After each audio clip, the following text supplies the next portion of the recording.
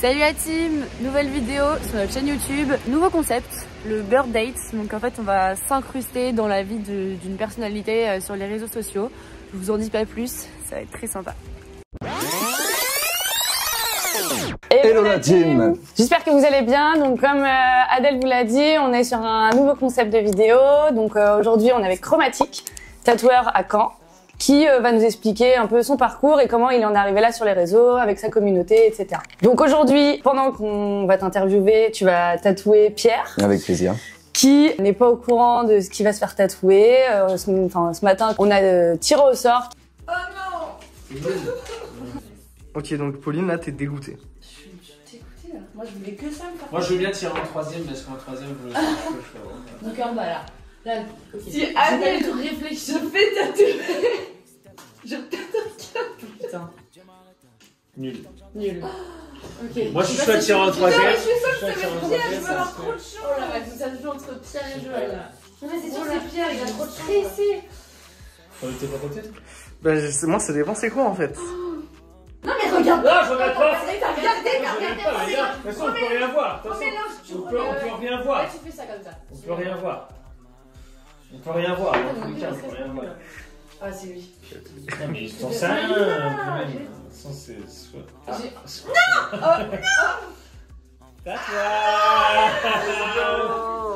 Oh, ok.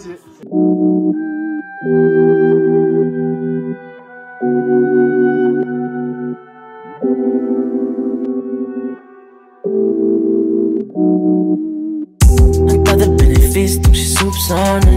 Belle que cette bitch, elle va te consommer. J'arrive, telle une sirène. Grave.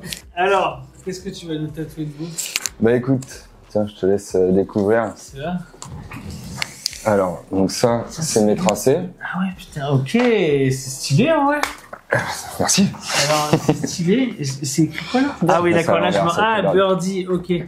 Ah ouais, putain, c'est stylé, ok. Avec les petits dégradés comme ça. On peut le faire avec ou sans dégradé, c'est à toi de me dire. Si t'as une préférence. Avec. Avec? Avec, je suis plus chaud, ouais. Mortel. Avec, alors, la commu, comme Pauline avait le seum, un truc de ouf, on a décidé aussi de se partager le tatouage. Du coup, moi, je garderai une question bonus. Putain, et ça, je viens de l'inventer. Je suis tellement chaud. Et du coup, en fait, pendant que Pauline se fera juste un petit bout du tatouage, moi, j'aurai le droit à une question bonus que je poserai à Chromatic. Donc Chroma, Oui? je pense qu'il y en a qui te connaissent pas, donc présente-toi. Alors, je m'appelle Antoine, déjà pour commencer. Voilà. Chroma, c'est mon nom d'artiste. C'est un nom que j'ai depuis quelques années maintenant, ça va faire une quinzaine d'années. Parce que ça fait longtemps que je dessine, depuis que je suis tout petit. Donc c'est un peu par ça qu'on va commencer, je pense. Ouais, je pense aussi. Super. Pourquoi Chromatic? Alors Chromatic parce que en fait j'étais minot. Hein. Quand j'ai cherché ce blaze-là, je devais avoir 12 ou 13 ans. Et il me fallait un nom un peu, tu vois, genre qui avec des consonances que tu peux t'en rappeler, un truc un peu efficace. Genre, du coup, bah, je trouvais que ça restait bien en tête. À savoir que Chromatic, c'est un référencement de gamme de couleurs en art, mais dans un autre domaine, dans la musique, c'est aussi une gamme de musique. Et du coup, petit enfleuré que tu étais, Oui. comment t'en es arrivé là? Déjà. Eh ben, écoute, Comment tu arrives à me tatouer là? Déjà, ça n'a pas de sens. Hein. ça n'a aucun sens. Gamin un peu turbulent, qui bouge un peu partout. Mes parents ont voulu me canaliser, donc ils m'ont dit: tu veux faire quoi comme sport, Antoine? Du dessin, s'il vous plaît. Donc j'ai commencé à faire du dessin, ça a marché, ça m'a canalisé de ouf. Ok. Et du coup ils m'ont inscrit en école de dessin, j'avais 10 ans, une école d'art graphique à Honfleur, un truc super.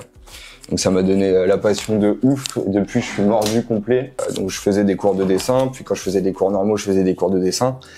Quand je sortais de cours, je faisais des cours de dessin. Enfin, tu vois, Ouais. je dessinais Vraiment, tout le temps. dessin H24. Voilà, et ça, Ok. c'est un truc que j'ai jamais perdu pour le coup. Et comment t'en es arrivé au tatouage? Le tatouage, c'est venu plus récemment. Pour être tout à fait honnête, c'est parti. En gros, comme n'importe quelle personne qui dessine, j'ai choisi de faire un métier peu contraignant qui éveillait ma créativité et tu gagnes un peu d'argent quand même. Ouais.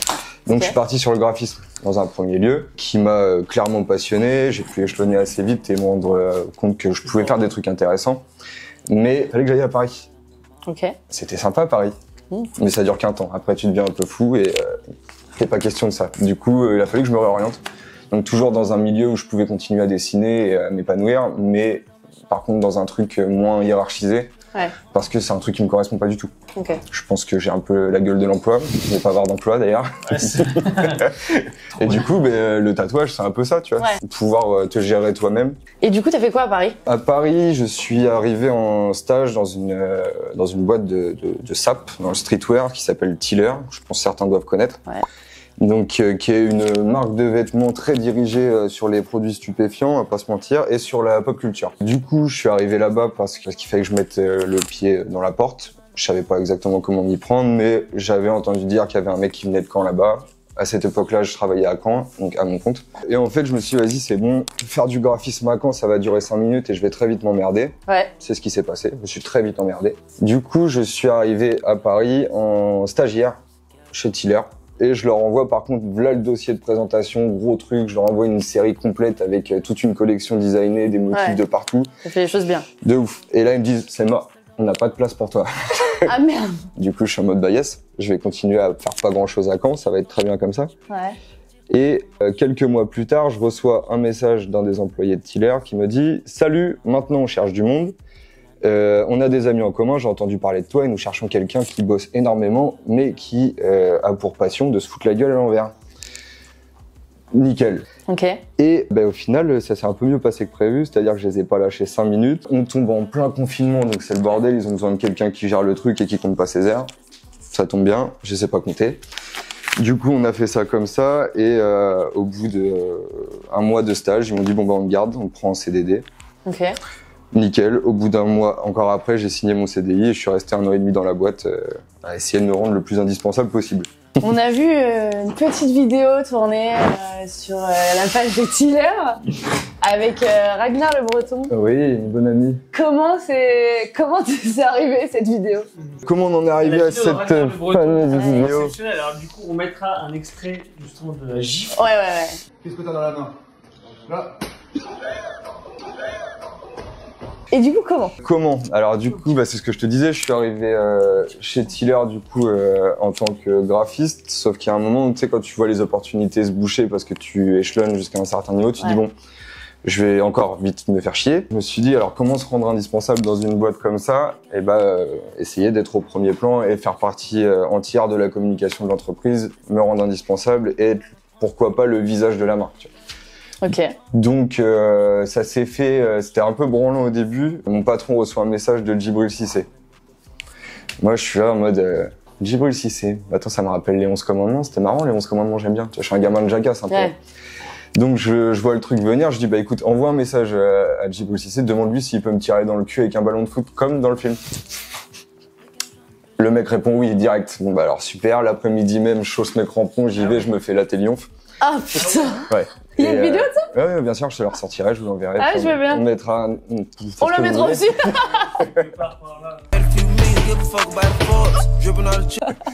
Et du coup, oui, très bon après-midi, on a bien rigolé, tu vois. On fait une vidéo de ça, c'est moi qui monte la vidéo pour, tu vois, jauger un peu ce qui va être drôle, ce qui va être gênant, parce qu'il y a aussi de ça dans ce genre de communication. On envoie la vidéo, une patate complète, trop marrant, les gens, ça leur rappelle, enfin, grosse Madeleine de Proust en fait, tu vois. Ouais. Du coup, je me rends compte que je suis pas tout seul à être aussi con, donc ça c'est génial. Déjà, je me sens moins seul. Et donc cette vidéo-là tourne, et là, je propose à mon patron, viens, tous les vendredis, on poste une vidéo où je fais le débile. Ok. Genre, je te propose un concept par semaine et on fait les cons ensemble, on s'amuse, quoi. Ok. Donc ça a commencé par cette vidéo-là, et voilà. Après, on a fait un putain d'hebdomadaire où j'en prenais plein la gueule et tout, mais c'était volontaire. Donc, tu vois, t'avais... Ça se voyait, enfin, on ressent sur les réseaux que c'était pas du lynchage. C'est une bonne équipe et que c'était bon délire, etc. Ouais, carrément. Souvent, t'as des gens qui commentaient en mode mais laissez-le tranquille et tout, sauf qu'ils savent pas que les idées venaient de WAM, tu vois. Genre, donc ça, c'est un truc que j'ai jamais pu défendre et que j'ai pas eu envie de faire non plus. Ouais. Maintenant, c'est peut-être l'occasion, tu vois. Mais voilà, ça a été sur une base de volontariat et ça a été juste marrant du début à la fin, quoi. Ouais, vous avez dû vous éclater. Voilà. Donc on est parti de Djibril Cissé pour arriver à Ragnar le Breton. Et du coup, Ragnar, cette patate là. Patate de l'espace, j'ai toujours pas retrouvé mon bonnet d'ailleurs. Ah oui, c'est vrai que sur les commentaires, tout le monde le dit dans le TikTok. Mais il est où le bonnet? Et du coup, non, ce qui s'est passé, c'est Jeff, mon patron de l'époque, on voit une vidéo de Ragnar passer, mais il n'était pas encore connu à cette époque-là, c'est juste vite fait. Il a un truc de bouche à oreille un petit peu parce que Et il me dit, voilà, il y a ce mec-là et tout, bouillant, genre, il est trop drôle, c'est une machine de guerre, il fait 2 fois ta taille, il faut que vous fassiez une vidéo ensemble. Ouais. Ok, j'envoie un message vocal au gars, je dis, salut, j'ai vu que tu mesurais beaucoup plus que moi et que t'avais l'air gaulerie, ça te dit de me foutre un maximum de kata de karaté dans la gueule et on fait un montage en hypercut et on balance ça sur les réseaux. Bah, pas de soucis, mon petit bonhomme, on se rejoint à quelle heure? Ah ouais. Le mec vient, donc je me dis, bon, bah, moi j'ai mon scénar dans la tête, je lui propose, on envoie, tu vois. Et voilà, il fait, c'est pas mal. Mais non, on va faire autre chose. Vous fumez des ouinges ici, c'est ça? Ouais. Je vais te faire arrêter de fumer. T'as confiance en moi? Ouais. Mets un casque. Je fais, ah non. Ah, certainement pas. Je vais bien faire une vidéo où j'en prends plein la gueule, mais je veux pas avoir l'air d'une merde. Ah ouais. J'ai quand même eu l'air d'une merde à la fin. Y a pas Oh bah, pas de galère. vu ta tête, comment elle part. Ah ouais, du coup, bah, en fait, la vidéo que vous avez vue, c'est du one shot. Le mec a fait une impro de fou malade.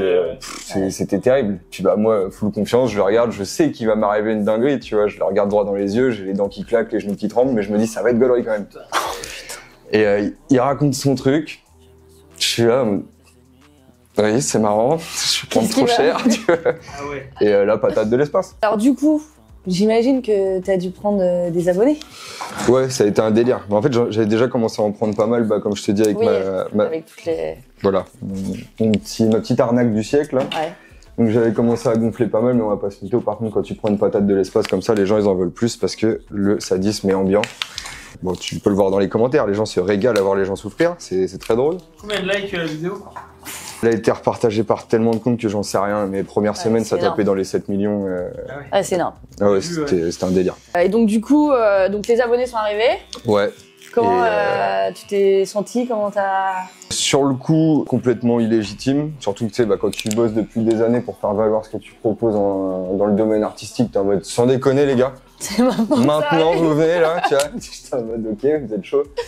Et bah, l'idée c'était de maintenir cette communauté-là en gardant bah, mon image et ma façon de parler avec mon audience. Ça, j'ai jamais cheaté, tu vois. Ouais. Donc l'avantage c'est que les gens le ressentent quand c'est comme ça. On y va? Ouais, bah vas-y, hein. Voilà, tu vois, l'avantage ça a été ça, c'est que j'ai pas eu besoin de forcer, donc ça c'était cool. Okay. Les gens se sont toujours reconnus un peu dans ce que je proposais. Voilà, l'idée c'était de pouvoir continuer à avoir du contenu régulier et constant dans ma force de proposition. Ok. Et ils sont toujours là? Tu sens qu'elle est toujours là, la communauté, qu'elle te suit toujours? C'est un truc de ouf. Et comment tu fais pour la garder toujours présente? T'as quelque chose, t'as une technique? Ouais, bien sûr. Bah, le truc, c'est que ce qu'on voit sur les réseaux, on va pas se mytho, tout est très orchestré et tout. Bah, l'idée, ouais, je te dis, c'est de rester dans un truc très naturel où j'en rajoute pas des caisses, je reste moi-même. Et le truc, c'est que j'ai jamais eu cette barrière à présenter aux gens, c'est-à-dire ne pas montrer ce que les gens ont tendance à dissimuler. Moi, je m'en branle. Ouais. Les seules personnes que ça pourrait faire chier, c'est mes darons et ils sont complètement ok avec tout ce que je propose, donc il y a aucun souci, tu vois.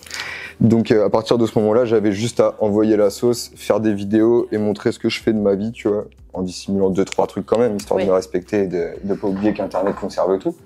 Évidemment. Mais tu vois, créer un contenu qui me ressemble et qui est dynamique le plus possible. Après, t'es allé sur Marseille? Ouais. C'est ça? Ouais, je suis allé à Bruxelles entre deux aussi. Ok. T'as fait quoi à Bruxelles? En gros, je t'explique, je me suis barré de Paname parce que, tu sais, à force de cumuler les tafs et de dormir très très peu parce que t'as la vie parisienne qui va avec, Évidemment. Le fait d'avoir un peu de popularité et tout machin, t'es invité partout, donc tu dors plus clairement. Ok. Donc il y a un moment où les nerfs ils tiennent plus et je me suis barré de Paname. Joindre ma chère et tendre de l'époque, voilà. D'accord. Qui elle était tatoueuse et du coup elle m'a formé au tatouage pour que j'ai une espèce de porte de sortie. Donc j'ai passé 8 mois à Bruxelles à apprendre le tatouage, machin, faire mon truc, rester enfermé chez moi, envoyer du dessin pleine balle et me concentrer sur comment je vais proposer du contenu pour que les gens ils kiffent encore, tu vois. Donc ouais, à cette époque-là, t'avais combien d'abonnés? Là j'étais à 14 000. Ouais. Okay. J'étais à 14 000, donc tu vois, disons que pour un changement de taf, changement d'ambiance, de ville, d'équipe autour de moi, tu vois, enfin, comme si mon setup avait bougé en fait, tu vois, pour ce que je propose en vidéo, bah j'ai réussi à conserver, tu vois, sur les 14 000, il me reste 12 600 de gens qui sont relativement actifs et bons clients en plus, tu vois. Comment t'en es arrivé à cette DA là? Je pense que c'est, tu vois, ça remonte plein d'influences. Moi, je suis un gamin, bah, je te disais tout à l'heure, qui kiffe Jackass, tous ces bails-là, donc des mecs juste qui sont débiles et qui l'assument. Ouais. À côté, tu sais, je suis un gosse du skate, genre de toutes ces sous-cultures-là, en fait, qui m'intéressent à mort. Je suis aussi un gosse qui a écouté beaucoup de rock, qui a été influencé par des mecs qui en avaient rien à foutre sur scène et qui sont devenus légendaires pour ça, tu vois. Et moi, ça m'a toujours mindfuck, ce truc. Donc, ma DA, ça découle de ce truc. C'est en mode, je suis trashos, mais en même temps, l'idée, c'est de garder quand même tu vois, une allure, un petit peu. Et du coup, Marseille. Et du coup, Marseille, ouais. Besoin de soleil. Et à Marseille, du coup, des petites anecdotes. Anecdote marseillaise. Première anecdote marseillaise, en fait, si j'y suis allé, c'est parce que mon patron, encore une fois, chez Tiller, m'a envoyé là-bas. Parce que j'avais envie d'y aller en week-end, on va pas se mytho, et j'ai réussi à lui vendre une vidéo. Ok. Il m'a payé mes billets de train, c'était mortel. Donc j'arrive à Marseille et je saute dans le port. Ah oui, c'est vrai, j'ai vu cette vidéo. Du coup. Il saute dans le port. Ah ouais. Ouais, dégueulasse. Dégueulasse de ouf. C'était... De Marseille. Ouais. Ah ouais, pire Juste, port de France. Je crois que sur la vidéo, c'est... si je vais à Marseille et que je saute dans le port, tu me payes les billets de train. Exactement. Et sur la vidéo, en fait, il sort du train, il saute dans le port. Voilà. Habillé. Avec 2-3 flashs de Ricard dans la gueule quand même. Voilà. Sur ton longue veste comme dans les feuilletons, des bonnets trouvés dans un vito, et je suis de... Et ouais, justement, pour parler du coup de ton stand de Tiller, ils avaient combien d'abonnés quand t'es arrivé? Ils en ont combien quand t'es reparti? Est-ce que le travail a été fait? Bah écoute, je t'avoue, je suis pas allé vérifier combien ils ont maintenant. Je sais juste que quand je suis arrivé, ils étaient à 156 000, quand je suis reparti à 164 000. Mais c'est surtout, en fait, ils étaient en... J'espère qu'on ne vendra pas pour tout ce que je vais dire, hein. Franchement, je m'en fous. Hein. Surtout qu'ils étaient un petit peu en baisse de clients fidèles, tu vois. Genre les gens se reconnaissaient un peu moins dans la marque et tout, parce que bah forcément, quand t'as une marque de jeunes comme ça qui font des conneries, faut que tu restes jeune et que tu fasses des conneries. Ah bah oui. Sauf que bah tu sais le patron il commence à avoir des enfants, toute l'équipe commence à avoir des gosses et à se calmer un peu. Ouais. Et je suis arrivé au bon moment en fait. Ok. C'est que moi je suis un gamin de cette marque-là, tu vois, je la portais quand j'étais petit et tout. Ouais. Et du coup j'ai grandi avec cet univers dans ma tête et vu que j'ai le syndrome de Peter Pan, clairement j'étais capable de faire ça encore pendant 10 piges. Et t'as pas des anecdotes avec le Peura ou autre Oh si, j'en ai plein. J'ai des anecdotes avec le rap, mais pas forcément moi en tant que rappeur, plus des gens que j'ai pu côtoyer quand je travaillais à Paname. Anecdote avec Booba, où j'ai cru que j'allais perdre ma vie et mes os. On sortait beaucoup de t-shirts un peu troll en fait avec la marque. Un jour, mon patron me dit, quand le titre Mona Lisa avec JSX sort sur les plateformes, qui était un banger absolu, on l'a tous pris dans la gueule parce qu'on écoutait beaucoup de rap. Il me dit, gros, il faut que tu fasses un t-shirt où tu fous la gueule de Booba sur le portrait de Mona Lisa de Léonard de Vinci, du coup. Je le regarde, je dis, frère, j'ai pas envie de me faire tuer. je peux pas. Il me dit, si, tu vas le faire. Et je dis, non. Il me dit, oh, je te paye. Oui, d'accord, je le fais, y a pas de souci. Du coup, je fais le t-shirt, je me chie dessus. Donc on sort le truc, gros banger, on en vend la masse et tout. On prévient même pas Booba ni sa manageuse, rien du tout. Ah ouais. Ah ouais. C'était un peu comme ça que Tiller fonctionnait fut une époque et c'est pour ça que ça marchait, c'est que la piraterie aussi en fait, tu vois. Puis c'est peut-être aussi pour ça que toi t'y étais. Ouais, de ouf. Booba toujours pas au courant. Hein. Okay. Et un matin, je vais au taf, j'arrive là-bas et vers 11h du mat, il y a une petite dame qui arrive avec une énorme gueule, tu vois, et qui hurle là-dedans, tu vois, en mode c'est qui l'enculé qui a fait ça? Qui rentre dans les bureaux sans se présenter. Tu vois.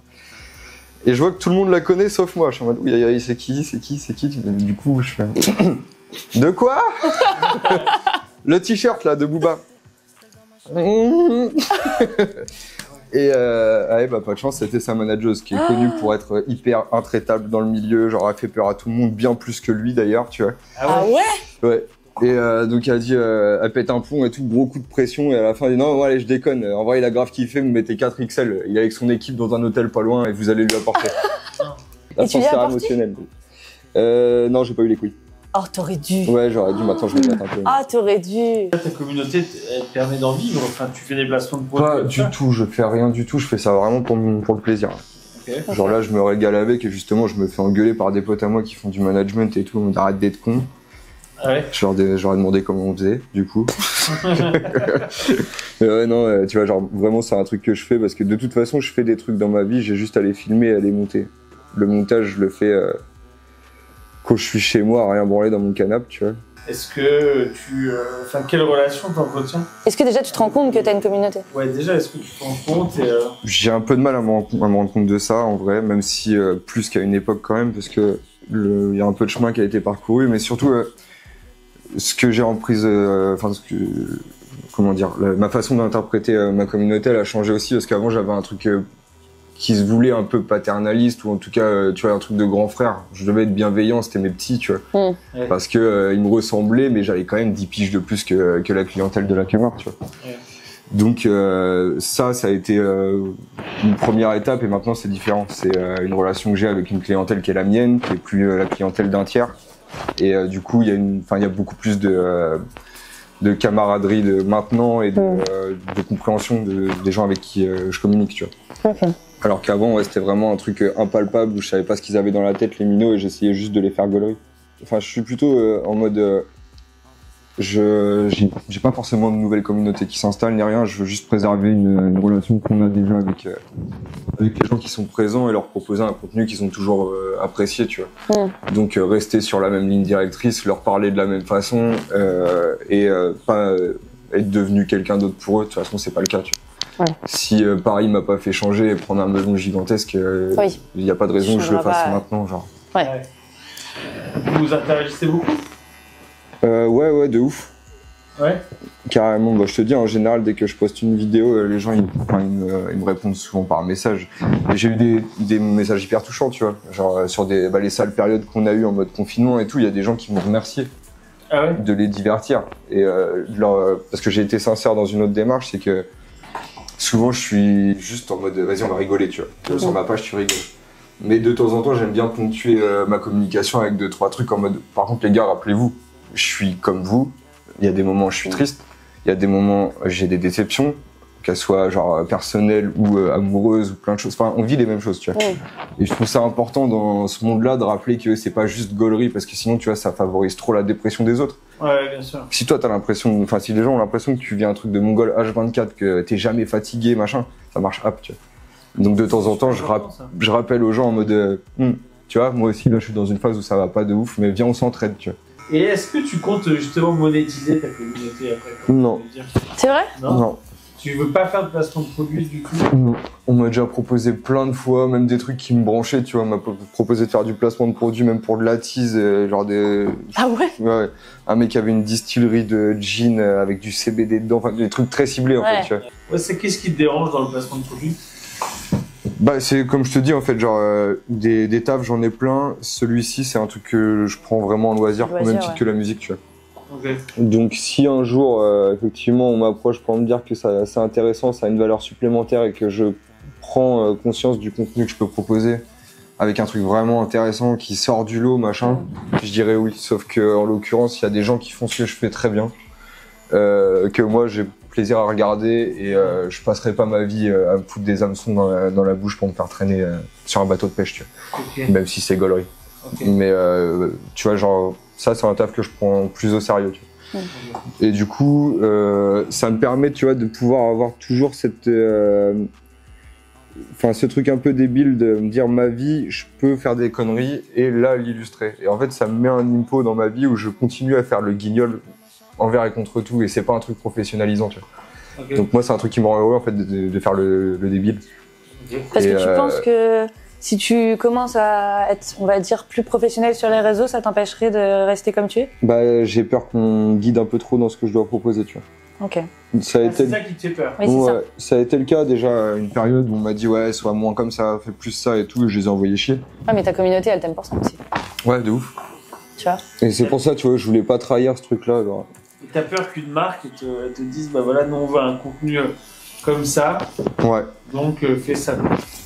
Ouais. Ça te dérange ça? Ouais c'est ça, c'est plus que ça me dérange. Et si par exemple une marque te dit écoute t'as carte blanche, tu fais ce que tu veux, on propose... J'espère qu'ils ont de l'oseille parce qu'on va faire des dingueries. Ah ouais, d'accord. Bon bah si vous êtes une marque et vous avez de l'oseille, on va faire des dingueries. Tu peux appeler comment? voilà. C'est un peu chromatique. Bon, du coup, là, on est pas mal, on a quand même bien avancé. Et après, on va passer sur Pauline. Passer sur Pauline, parce qu'en fait, Pauline, c'est tellement une rageuse qu'elle voulait avoir Birdie tatoué sur le corps. Et là, tout le monde va se dire, mais c'est un peu n'importe quoi, tout ça. Ouais, par contre, là, t'as appuyé, là. C'est quoi l'endroit le plus chelou que t'es tatoué? Oh, j'avoue. L'endroit. Bon, ça se tape entre une paire de couilles et un cul de mec. Wow. Ah ouais. Une paire de couilles, t'as déjà tatoué une paire de couilles? Ouais. Ah, c'est les copains, hein. Moi, Chroma, j'avais une question en vrai, parce que. Waouh. Vous voyez le niveau de Chroma à peu près?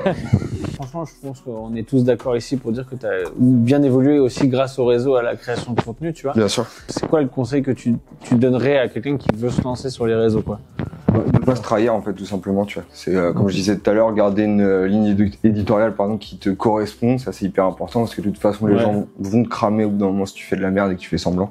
Ok. Et il y en a plein qui font semblant, il y a la télé pour ça. Rester fidèle à soi-même et ne pas vouloir vendre trop de rêves aux gens, ça sert à rien. Parce que, pareil, c'est un truc qu'ils vont cramer. Personne n'est heureux 78% du temps de sa vie, ou très peu de personnes. Et ça sert à rien de mytho. Rester humble et proposer un contenu qui s'adapte à la mouvance actuelle, bien sûr, mais avec ses influences personnelles. Et je pense que ça, c'est hyper important. Ouais. Ok. C'est un très beau conseil pour les gens qui veulent se lancer. Putain. Merci à tous, en tout cas, d'avoir regardé cette vidéo. Et merci. Il y aura quand même quelques plans de Pauline qui se fait tatouer. Pauline la grosse rageuse. Commentez Pauline la grosse rageuse qui se fait tatouer. Merci Chroma pour mon tatouage. Avec plaisir. Franchement, t'as été le boss du boss. Et vous abonnez pas, comme dirait Tintin du Bled. Faudra aller vérifier qui est Tintin du Bled. Ceux qui veulent me nuire, ils savent où ils peuvent me trouver. Ce n'est que ma réalité. BOBOX réalité. Un tas de bénéfices donc j'ai soupçonné. Belle que cette bitch elle va te consommer. J't'ai marcé l'échec en vaut le risque, oh non, non.